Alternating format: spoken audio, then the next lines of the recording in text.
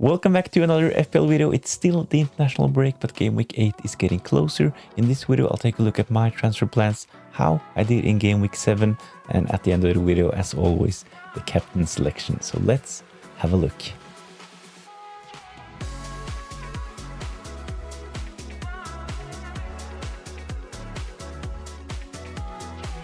A fairly good game week for me, 66 points and another green arrow. Pedro Porro, he delivered 7 points from him.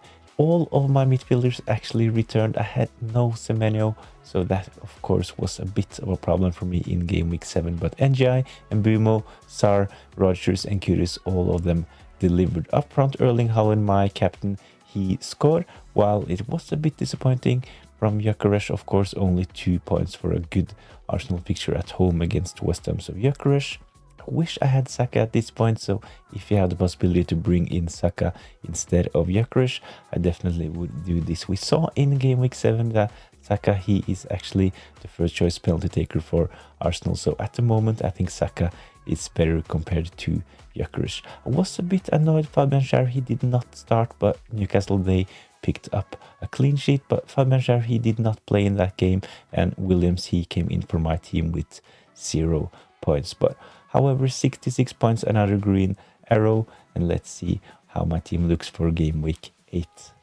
So this is how my team looks ahead of game week 8. I have a couple of players I want to get rid of. I have Rogers playing against my double Spurs defense, and I have Williams in defense playing against my forward João Pedro. So at least those two players will probably be gone ahead of game week 8.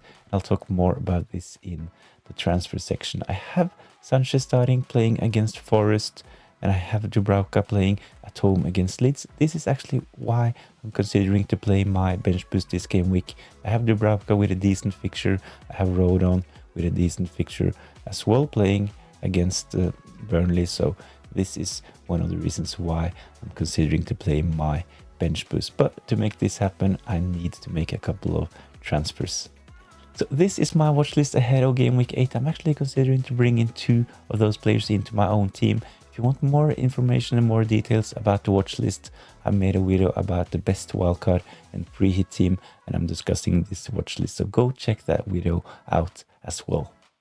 So ahead of game week 7 and after game week 7 as well, my planned transfer was to sell Rogers to bring in Gordon. He has done well for Newcastle, especially in the Champions League. He has been their first choice penalty taker, but at the moment he was actually subbed early in game week 7. Voltmada, he took the last penalty and scored for Newcastle.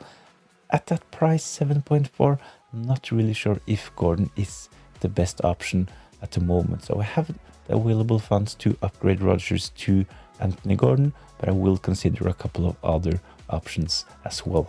So bringing in Enzo Fernandez is another option. I'm really considering selling Rogers to bring in Enzo. This will actually free up 0.2 as well, even though I think that bringing in Enzo is an upgrade. I know Rogers, he has done well for England in the international break, but I don't really fancy the fixtures for Aston Villa, and he is the most likely player for me to transfer out. I have double Spurs defense as well, and I don't want Rogers to play against my defenders. So he's playing against Spurs in game week 8, in game week 9 against Man City, and game week 10 playing away at Anfield against Liverpool. So not the best fixtures for Aston Villa. I think if you have Villa assets, I think it's time to let them go. So Enzo Fernandez, Cole Palmer, he is injured. He will be out probably at least until mid-November. So Enzo Fernandez, he is the first choice penalty taker for Chelsea. So I think that he is a really good transfer in at the moment. So I'm leaning towards getting Enzo instead of Anthony Gordon, but I will consider one more player as well. So bringing in Paqueta is another option for me. I actually think at the moment that Enzo is the better option, but Paqueta is priced at only 5.9, and this will let me upgrade in defense as well. I'll talk more about transfers in defense in a minute, but Paqueta, I think he's a good option. As mentioned, priced at 5.9, only selected by 2.5% of the managers, and I think that West Ham have good pictures going forward. A new manager as well. I think that the future looks bright for West Ham at the moment after the appointment of Nuno Espirito Santos. So Paqueta, he will play against Brentford at home in game week 8. away against Leeds in game week 9, and they have a game against Newcastle at home in game week 10. So better fixtures compared to Rodgers. So selling Rodgers to bring in Paquetá is an option. And let's take a look at what I can do if I go for Paquetá as my midfielder. So another player I most probably will sell is Nico Williams. Tough games for Nottingham Forest coming up.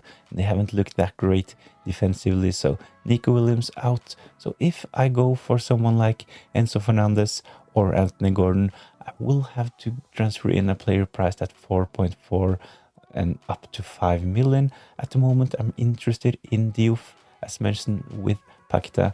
I think that West Ham's future look bright, and I think that Diouf is a really good option at the moment. He has actually contributed with 3 assists so far this season, and I think that he is one of the most nailed players in the West Ham defense. He has been close to pick up defensive contribution points, so bringing in Diouf is a good option if you need to free up some funds. But if I go for someone like Paquetá, I actually have other options, better players to pick from. I'm interested in getting in Arsenal defense as well, and let's take a look at the best options.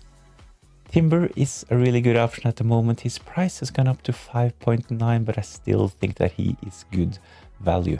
Good fixtures for Arsenal coming up. They have the best defensive stats and probably the best defense in the league. So going for an Arsenal defender, even doubling up, I think this is a good idea at the moment. So selling Williams to bring in Timber, I think this is a really good upgrade for my team.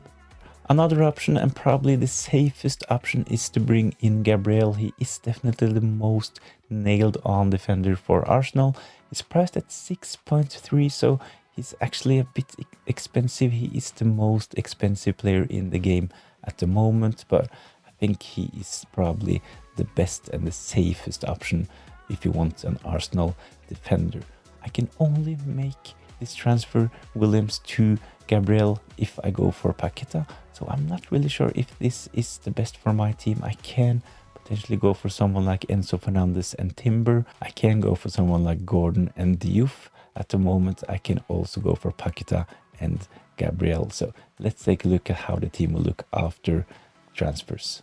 So this is my team if I sell Rodgers and Williams to bring in Gabriel and Paquetá.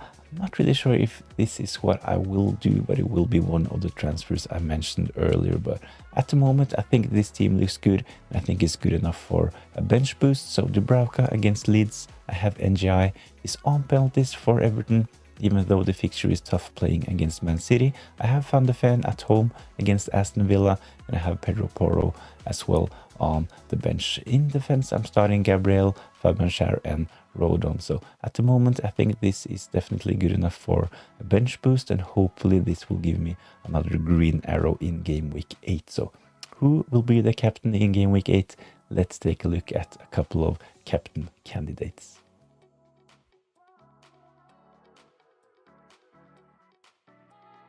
Gyökeres, one to consider for captaincy in game week 8. The fixture looks really good on paper, a green fixture playing against Fulham.